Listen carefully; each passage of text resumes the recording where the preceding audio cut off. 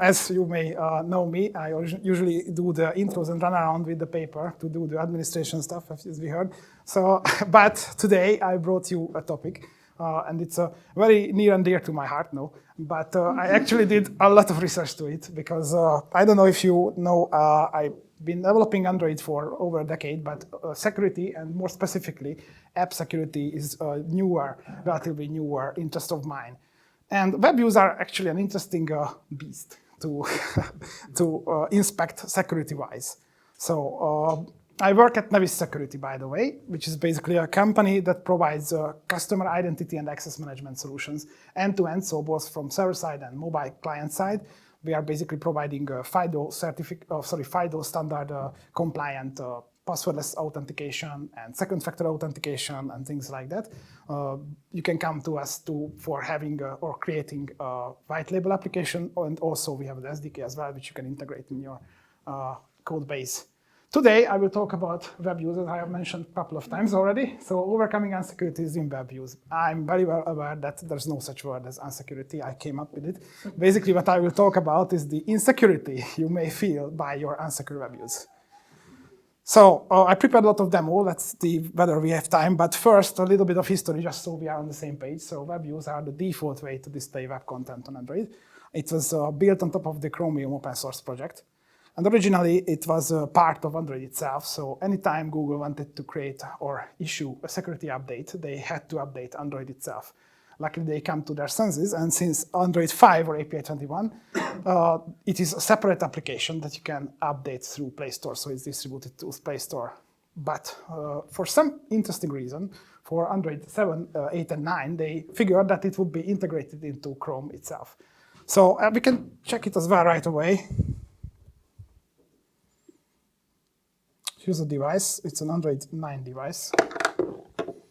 And I don't know if you know, but you can check actually in the developer settings, which you can access by tapping the build number a bunch of times.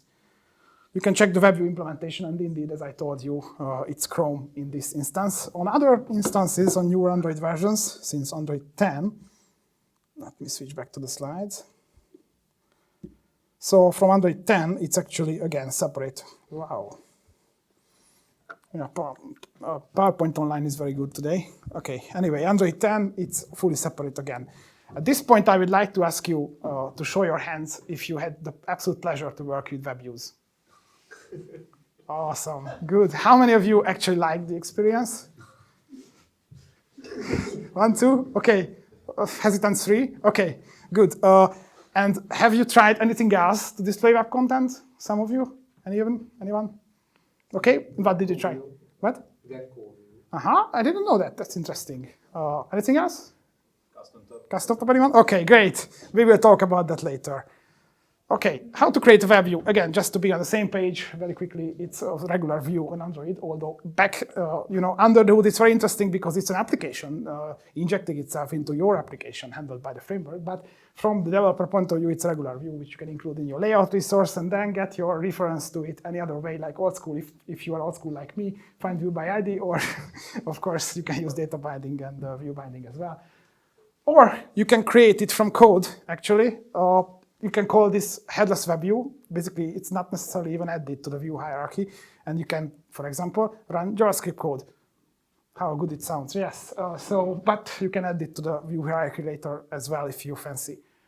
And also you can create it in Compose as well, although there's no composable equivalent for it. But you can use the Android view to actually get the web view into it. And in the factory method, you can instantiate it from code, as I showed you before. Now, when we talk about WebViews, we actually talk about 4 nice classes. The WebView itself, which is basically used to display the web content itself. The relevant methods are the load URL, where you can basically load the web resource by its URL. The load data, where you can load static data included, static web content included in your application. But there's this web settings in the bottom. It's basically to configure the WebView, whether you want to enable JavaScript or not. Of course you would, or set text to and etc. But there's 2 clients as well. What's the difference? Anyone idea what's the difference? I don't know either. Sorry, what? Different callbacks. Yes, that's a great answer. Actually, better than I would have come up with it. Basically, I'm also struggling what callback is where. Basically, I think it's mostly for legacy reasons. So the WebView client is the older one. You can find the standard callbacks like the should you override URL loading, which we will talk about. That basically is called before a URL is loaded, and you can stop it if you want. Web Chrome client has more advanced stuff like on progress change, on receive title, and it can have a callback as well, and a JavaScript alert is shown, so very advanced stuff. Anyway, let's go to the meat of the things after we are on the same page. Opt out of metrix collection. I don't know if you know that, but when setting up the Android device, if you decide to share usage statistic with Google, that means that WebViews running in applications share their usage statistics as well. But luckily, you can opt out of it as a developer by adding this nice manifest to your application. Or if you are, I don't know, like to live dangerously, you can also, as a user, you root your phone, like I did. And then you can actually change the WebView implementation. So if we find the settings here where 1+1 likes to hide it somewhere, okay, here it is. And you see the WebView implementation, you can see this is actually selectable in this case, and we have a different WebView which basically doesn't share usage statistics, although it's developed by some group. So I don't know how better is it. So all is to say is that I wouldn't recommend rooting your phone just for this, but it's an interesting thing to know about. Let's see whether, yeah, of course. Okay, so as a developer, you can opt out, as I said. Next one, remote debugging. Who heard about remote debugging of WebViews? Quite a lot. That's awesome. Okay, so it's disabled by default, luckily, but you can enable it, but definitely don't do it other than debug builds, because then anyone connects to your phone can actually debug your WebViews, and that includes running JavaScript code in your WebView as well. So it's fun. And also you can change the DOM and so on. So it's luckily quite rare nowadays to have this in applications, but if you fancy, you can go around and check applications, whether it's done there, whether it's left in. Yeah, to actually do this, to debug the Android WebView running in an application, you can enter this Chrome/inspect #devices into your Chrome. Well, let's see whether we have time at the end, I may show you, but now first talk about something even more interesting, breakout. Not the game, of course, but how to break out of WebViews. I actually have a demo for that. So using this rooted device, although it doesn't have to be rooted, that's not the thing here. We can simulate a semi-realistic use case of showing a map in your application, and for some reason you decide to not use the SDK, but show the Google Maps website inside a WebView. Nice idea. So then, bored user it's more fun than the actual breakout game, I will promise you.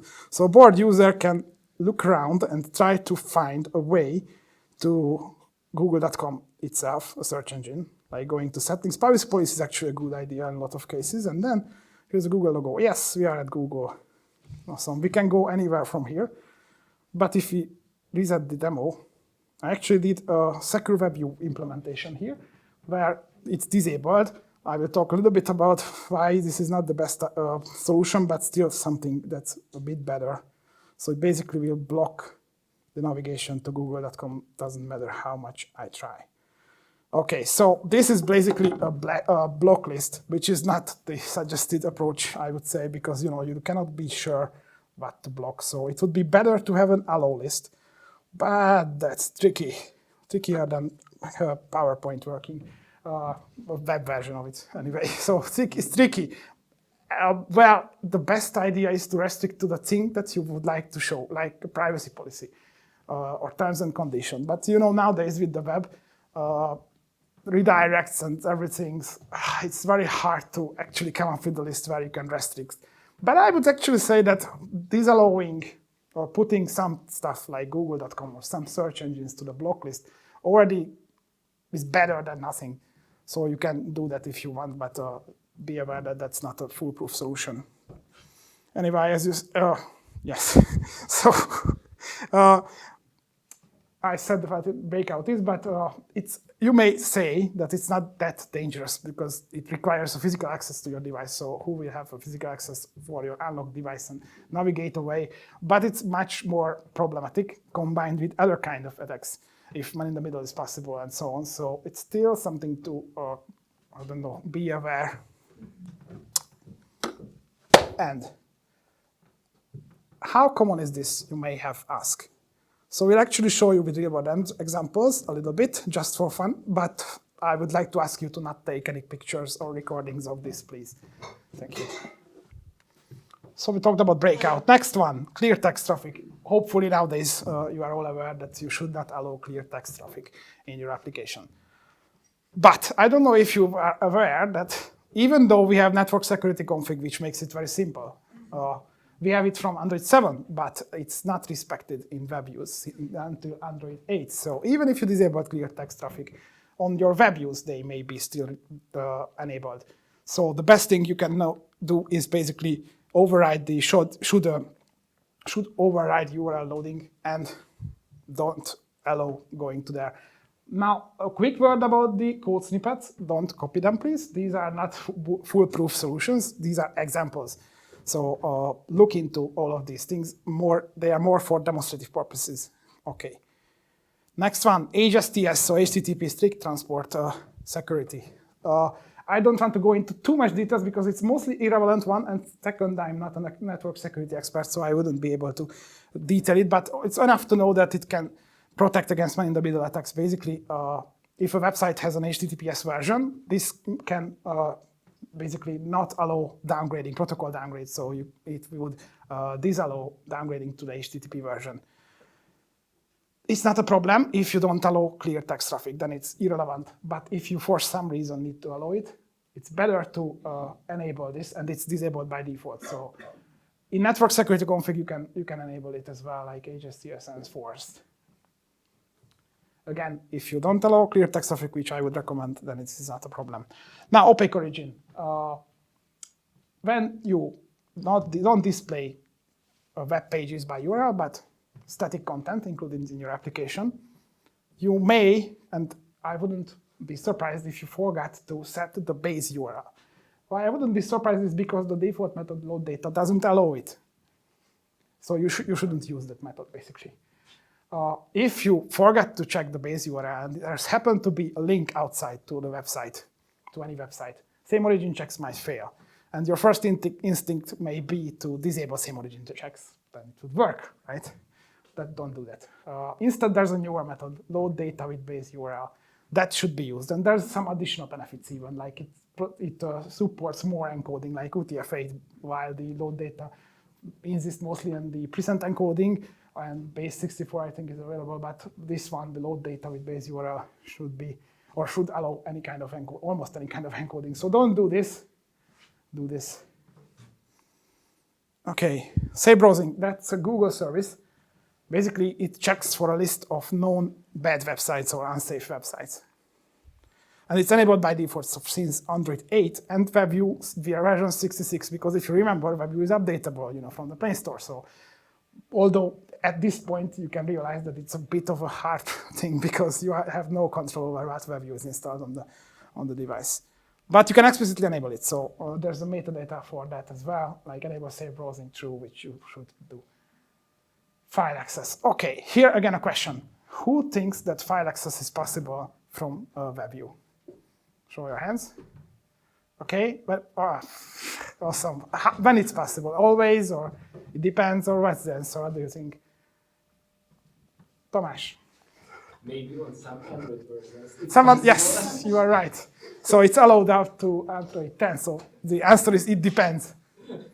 Of course, you need the read external storage permission. And of course, there's the scope storage from Android 11 or more like Android 12, because in Android 11 you can opt out. So you may have said that this is not a problem. You need, like the storage access framework to access things. But I don't know if you know, but it's still quite easy to access certain types of files. So before going there, you can disallow it. So even in previous versions, you can disallow it. And you should disallow it unless you explicitly want to support that feature. But back to scope storage. This is a diagram, but it doesn't matter too much. What matters is, I don't know if you know that storage access framework API is not always recommended. If you look closer, if you want to read media files, if it's contributed by your own application, so you saved it, there's no permission required at all. If other applications created it, you only need this read storage permission, so still no storage access framework. So it is not impossible to think files that could be accessed from WebViews, so you should definitely disable it. Now, next thing. Oh, sorry, I forgot to show you this as well, because for this I have a demo as well.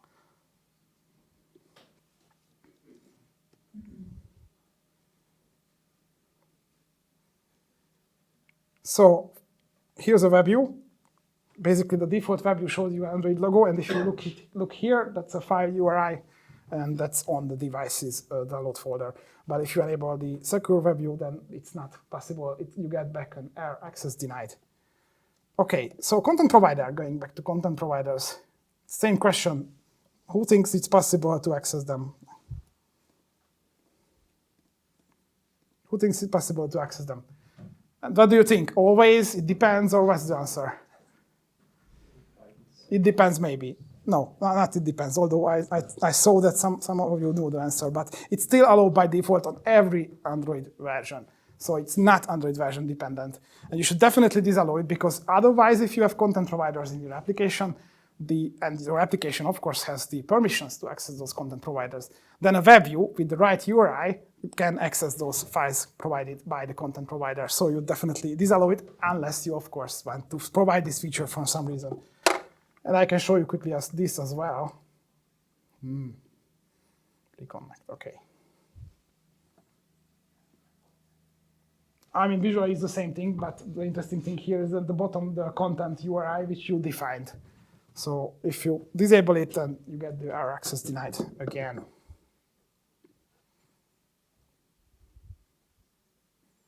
OK, back to the slides.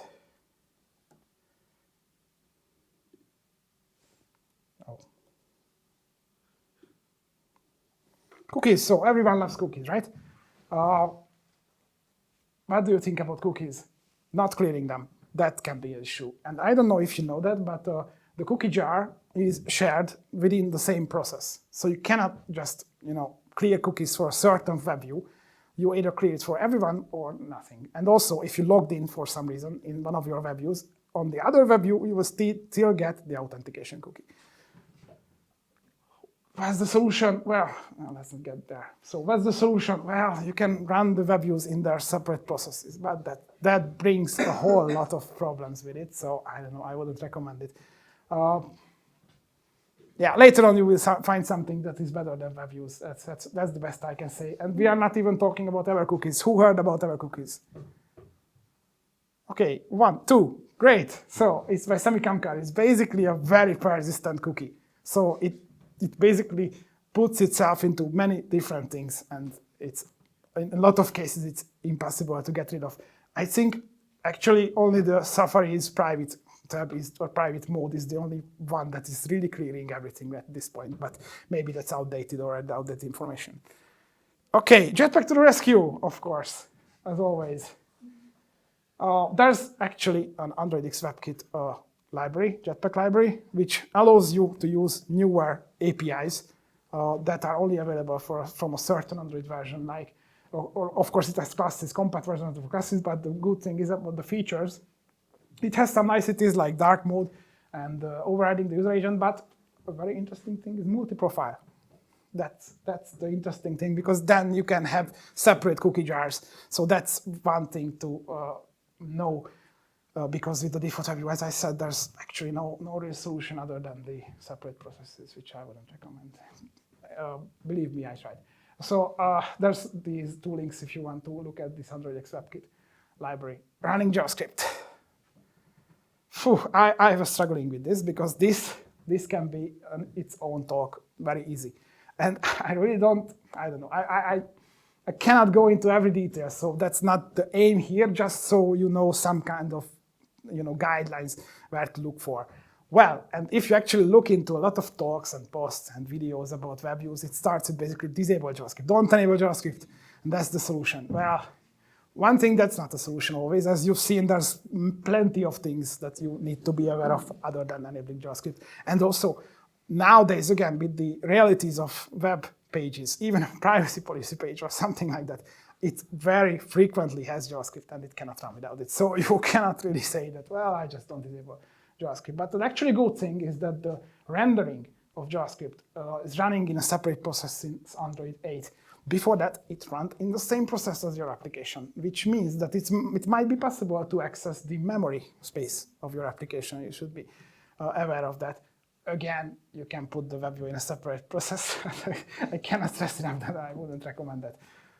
Also, I don't know if you know that, but very strangely, load URL can run JavaScript code by default. I think it's legacy reasons, but there's a dedicated evaluate JavaScript. That's what you should use. So if you, for example, override the web view in your application, you can even disable, not allow running JavaScript code in load URL. I would actually do that. And always just use the evaluate JavaScript if I want to do that. And it has actually niceties, so it's better to use as well. It has a callback, where you get the result. And also it pairs this JavaScript object between navigation, unlike the WebView. So don't do load URL like this. Do this. OK, moving on a little bit, still with JavaScript. If you have to accept any kind of user input, especially untrusted, but I would say it's almost always untrusted if it's a user input, but any kind of untrusted source, you should escape or sanitize that input because it can enable code injection.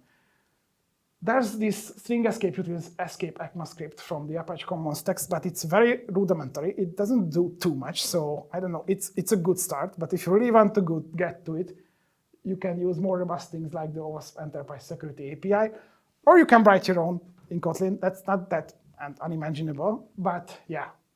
The takeaway is always sanitize or escape your user input if you put it in JavaScript. It can be very dangerous. And it's all over again. The web developer guys, I think, or folks that already know this, just, we are Android developers. So nothing new under the sun. Anyway, if you want to interact with native code, this, again, a big topic. So there's this JavaScript bridge. And especially if you don't use the annotation, the JavaScript interface annotation, you may enable reflection through reflection using methods that you wouldn't want. But with the annotation, you can limit the attack surface and excessive attacks can be prevented.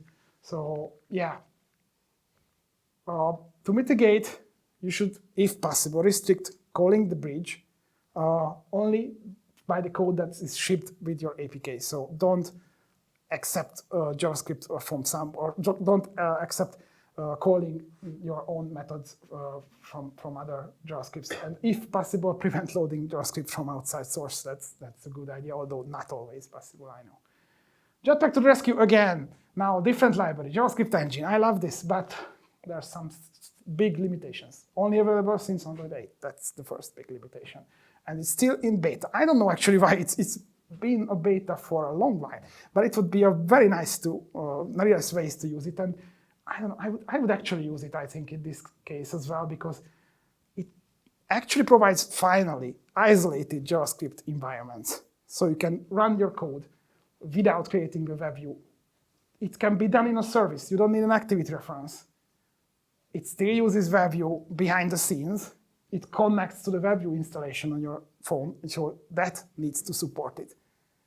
But as I said, you can run multiple JavaScript snippets simultaneously with quite good performance. So it's a good idea to look at it. Hopefully it will be stable soon.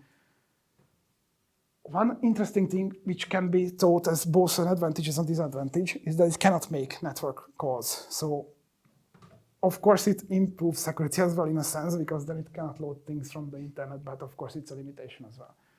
Here you can look at it.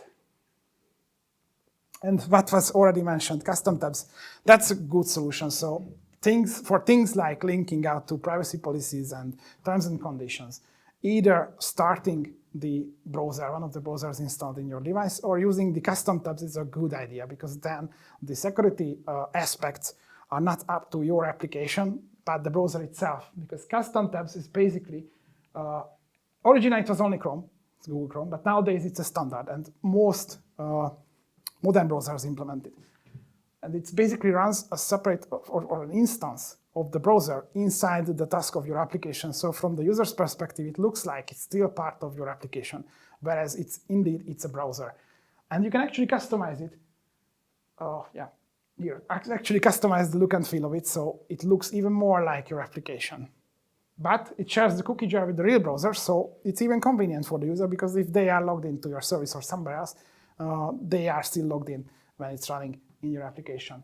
And I actually like to show you quickly this. Prepared for a demo for this as well. It's very simple. Well, let's run it here.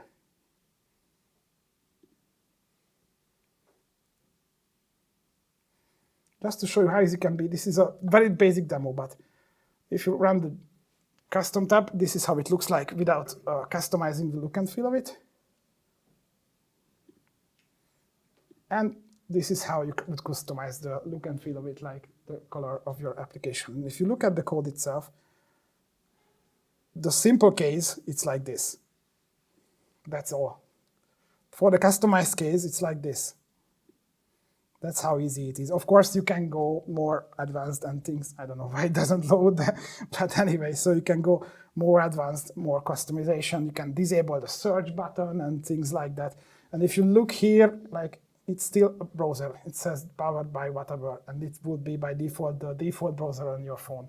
But you can actually query for the packages that support this different kind of browsers.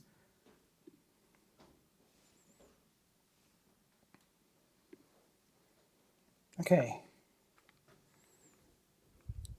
And I think with that, yes, we reached the end. So if you're interested, I can show you the debug demo for the web tools with Chrome. I think it's interesting to show a little bit. So let's put up, and we have a little bit of time for that. Let's put up the phone, like this one. Like here. Let's see the inspect tab at Chrome.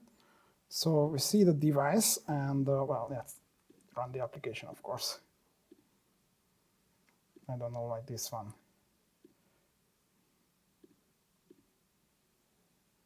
Okay, so inspect the page, like this. I don't know, well. We can just select an element and rewrite, like,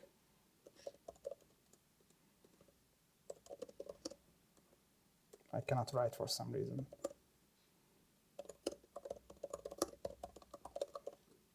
Like this. But you can actually write or run JavaScript code as well.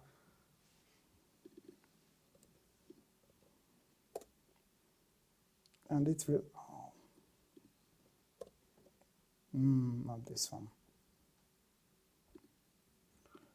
Okay, I don't remember the keyboard combination for that, sorry.